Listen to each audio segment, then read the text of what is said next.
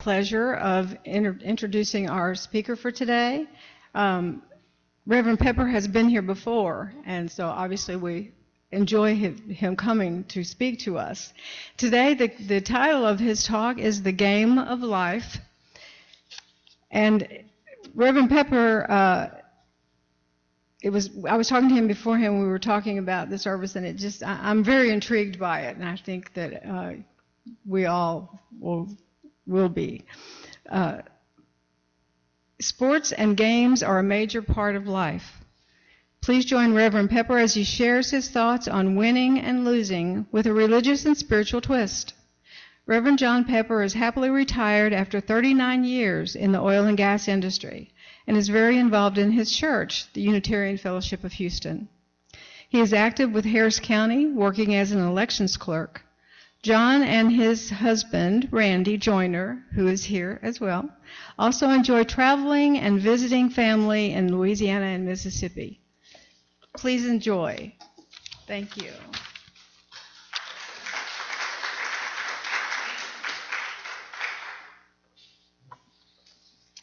Well, good morning. It's always good to be back in Galveston. I'm going to start my program this morning with a reading, and it's from the book of Matthew, and it's the introduction to a part of that gospel known as the Sermon on the Mount. And the sayings are specifically known as the Beatitudes. Blessed are the poor in spirit, for theirs is the kingdom of heaven. Blessed are those who mourn, for they will be comforted. Blessed are the meek, for they will inherit the earth. Blessed are those who hunger and thirst for righteousness, for they will be satisfied. Blessed are the merciful, for they will be shown mercy. Blessed are the pure in heart, for they will see God. And blessed are the peacemakers, for they will be called sons of God. I also have a prayer for you this morning. So if you will, our prayer this morning was written by Richard Gilbert. So please center yourself in whatever way that works for you and relax for just a few moments in a time of prayer and meditation.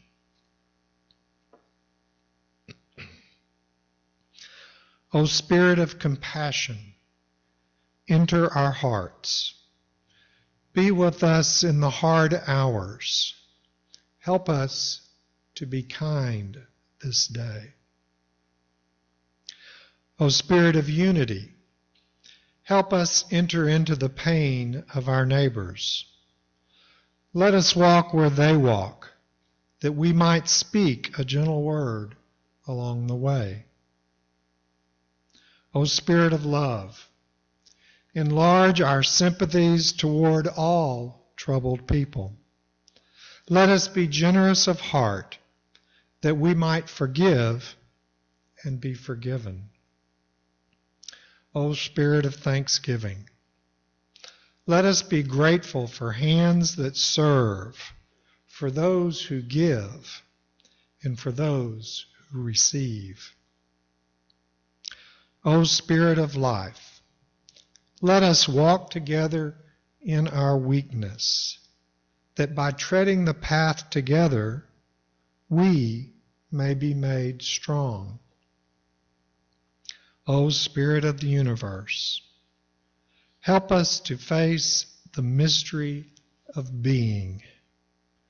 Secure us in the larger patterns we can trust, and bless us this holy day.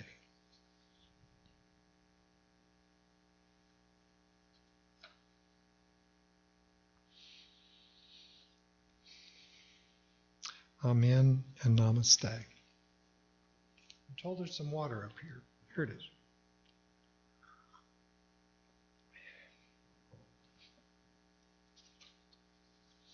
I believe I was born without the sports gene, or at least that's what I tell people. You see, I don't really care for football or any of the other team sports followed enthusiastically by countless friends and family members.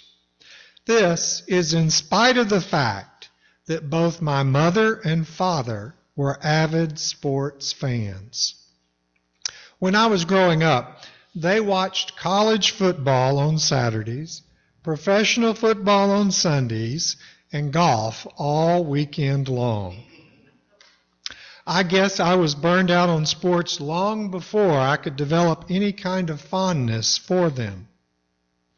My mother actually lived and breathed sports. She watched golf long before she had an opportunity to play. But when we moved to a house which backed up to the fourth tee of a 9-hole golf course, my parents joined and she learned to play and she loved it. She even told me once, much to my horror, if she had discovered golf 20 years earlier, there would have been no kids. She was joking, of course, or at least I hope she was, because for her, sports were about the challenge and learning a skill and developing talents. But that didn't mean you could neglect or shortchange other aspects of your life. My mother was also a high school chemistry, physics, and algebra 2 teacher. Once when I was about 10 years old, she was failing several of the high school football players, which meant they couldn't play. To her, school was simply more important than football. Unfortunately, the principal didn't feel the same way. He came to our house and he told my mother she had to pass them. Through tears of anger, she reluctantly agreed, but she said that no students would fail that year, not just the football players. As I've reflected on these and other sports memories over the years, I always come back to 2 popular sports sayings, and I believe many people actually live their entire lives following one or the other. The first is often attributed to Vince Lombardi, but he didn't actually come up with it. He only made it famous. It goes, "Winning isn't everything, it's the only thing." That saying is in stark contrast to the other one, which is attributed to a well-known sports writer from the early 1900s by the name of Grantland Rice, who said, "It's not whether you win or lose, it's how you play the game." So, is winning no matter what how you approach life? Or do you subscribe to the belief that it's not whether you win or lose, it's how you play the game? Now, I realize that these 2 sayings might sound somewhat trite to you, but I believe they do actually represent how many people live their lives. The winning no matter what approach is not only common in sports, it's frequent in everyday interactions where we have to win an argument, get ahead in business or work. And it's most certainly true in politics, where nothing else matters, just winning. And sadly, it's even common in religion. The other approach, where winning doesn't matter, and it's how you play the game or live your life, actually requires a lot more thought and intention. It requires that you understand many sides of an argument, along with many of the related issues before you take action. And in business or at work, it's not necessarily how much money you make, but your purpose and what service you provide and for whom. Here again, you have to think intentionally about what you are doing and for whom. In politics, it's not just about winning, but achieving something needed for people, which isn't always easy or cheap, but the most necessary at the time. Righting past or current wrongs is never easy and seldom free and always requires extra effort. Here too, you have to think and act intentionally and over a broad range of issues, not just to win, no matter the cost.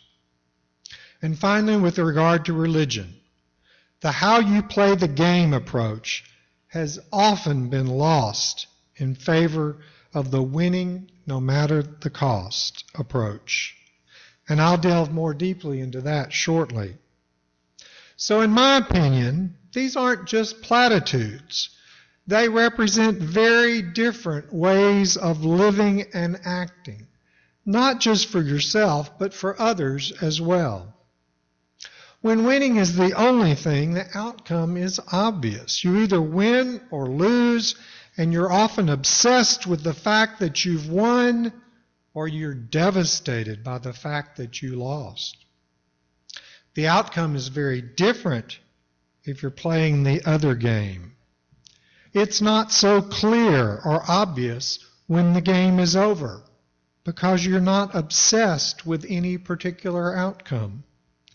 Current events, ongoing relationships, exciting changes, frustrating challenges, whatever is happening is far more important than a specific conclusion.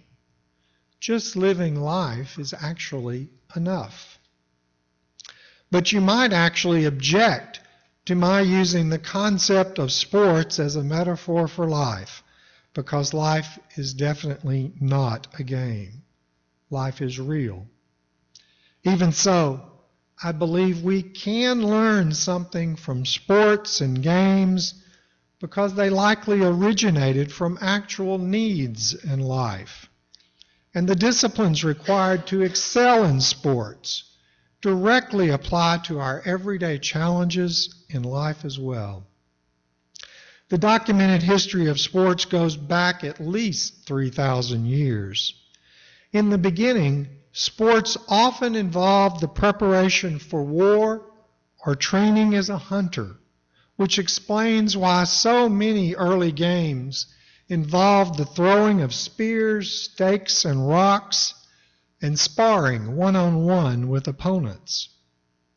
Today, we don't have the same needs to prepare for war or train as a hunter, but the disciplines associated with each are applicable to other challenges in our lives as well. And the word discipline is the basis of the word disciple, used to describe the individual Jesus was instructing in his way of life. In my opinion, Jesus was struggling against a society focused on winning at any cost, his Roman conquerors, versus his own belief system, which was much more nuanced and required a different way of living. This was exemplified by his Sermon on the Mount, which I shared a part with you in our reading this morning. The Sermon on the Mount wasn't about just winning or losing. In this most famous of all of Jesus' teachings, he was giving them rules for how to play the game of life. With both his disciples and his followers, Jesus was teaching them a new way of living, and both discipline and practice were required to master this new way of life. Discipline and practice, two things required to master any sport you want to become proficient performing, and they are required in other aspects of life as well. Jesus' new approach to life caught the imagination of the masses and swept across the ancient Roman Empire until it finally reached Rome and the emperor himself. Unfortunately, the finer points of his message were lost, and over time, only the mythical person and the claimed deity of Jesus remained. In fact, around 300 years later, in 312 AD, Emperor Constantine called on the Spirit of Jesus to help him achieve a decisive win in a confrontation known as the Battle of the Milvian Bridge. The subsequent victory helped Constantine become the only ruler of the Roman Empire, and at the same time, it legitimized Christianity as well. And only a few years later, in 325, when the Nicene Creed was written, it established exactly what a good Christian was to believe. So in the space of around 300 years, the message of Jesus about how you should live your life, represented by the Sermon on the Mount, morphed into what you must believe, written in the Creed, simply because the emperor believed Jesus helped him win a war. A few hundred years later, during the Reformation, salvation in an afterlife became almost the only focus for a vast swath of Christianity. This belief in eternal salvation, as opposed to eternal hell, and a belief in only one path to that salvation through Jesus, became the ultimate and only relevant game in town.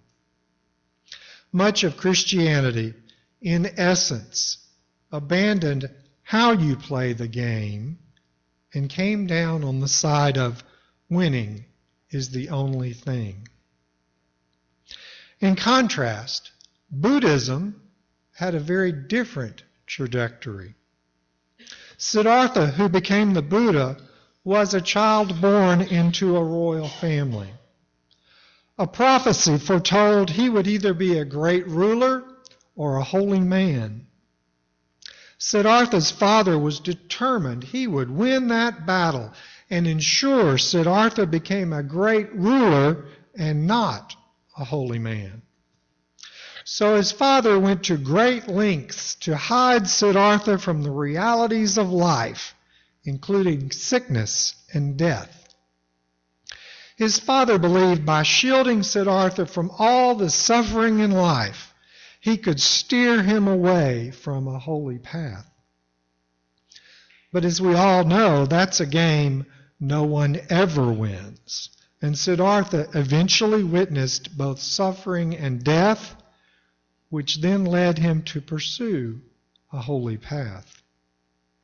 Of course, Siddhartha became the Buddha, and his teachings are summarized in the Noble Eightfold Path, which are 8 practices for his followers to live by and help them deal with actual life, which involves both suffering and death in the here and the now. A few of the 8 are right intention, right speech, right conduct, right livelihood, and right effort. So for Buddhists everywhere, it's not whether you win or lose. Suffering and death are absolutely unavoidable. It's all about how you play the game while you are living.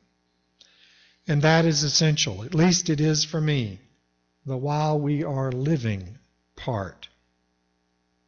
And as I was thinking about this particular sermon, I kept recalling something I often hear: the long game.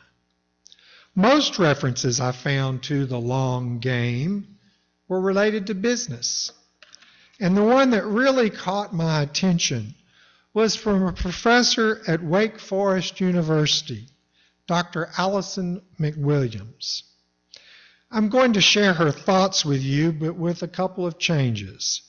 I'll be substituting the word life where she used the word career. And here goes. Playing the long game means taking the necessary steps now to set yourself up for long-term success. It means not sacrificing long-term gains for short-term wins. Unless something unexpected happens, you're looking at anywhere from a 70 to 90-year life. That may seem overwhelming to think about, but it's also quite freeing. You don't have to have all the answers on day one, and you won't. Think of your life as a pyramid, where you get closer and closer to that thing you might call your purpose with every role and opportunity that comes your way. It's all data to help you make more informed choices, to help you figure out what makes you uniquely come alive. Even during a crisis like a pandemic, especially during a crisis like a pandemic, remember, it's a marathon, not a sprint. Pace yourself. So what does all this talk about games and winning actually mean? Well, for me, in the course of just plain living, sometimes it feels like I'm participating in someone else's game. That was often the case at work, or it seems that way with other events in my life, like dealing with contractors and repair persons, or with medical issues. Whatever the case may be, I believe some of the same concepts for successfully playing a game or participating in a sport can help me deal with whatever issue life has thrown my way, and possibly your life too. And for me, it boils down to a few simple concepts, and here they are. First, you have to make a concerted effort at understanding the game and learning the rules, whatever those rules might be. This may require research and study, but it will also likely require that you ask a lot of questions to know exactly what your part in the game is. For instance, dealing with medical issues, your own or someone else's, you'll need to understand your role, and that role will be significantly different when the medical issue is yours as opposed to supporting a loved one who is ill. Remember, you can't play the game for others. You can only play your game. So understanding the game, whatever the game may be, is crucial if you're going to successfully play your part. Once you get a grip on the nature of the game and the rules, you'll need to take actions, hopefully appropriate actions. Those actions may require a lot of practice to become proficient at whatever you're expected to do. And there's a common saying, practice makes perfect, but that's not true. Practice only makes you better and maybe proficient, but practice doesn't make you perfect. That's an unrealistic expectation. And back to my mother for just a second. She once told me that the difference between an amateur and a professional was consistency.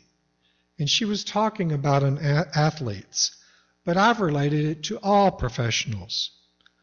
A professional is far more consistent with a certain action than an amateur, and that consistency is often achieved through practice.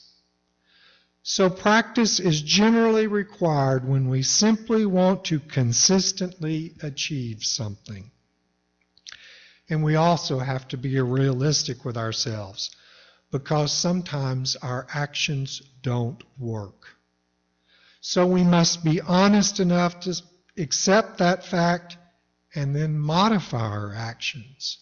Or maybe we'll have to practice even more to make sure our actions are actually effective.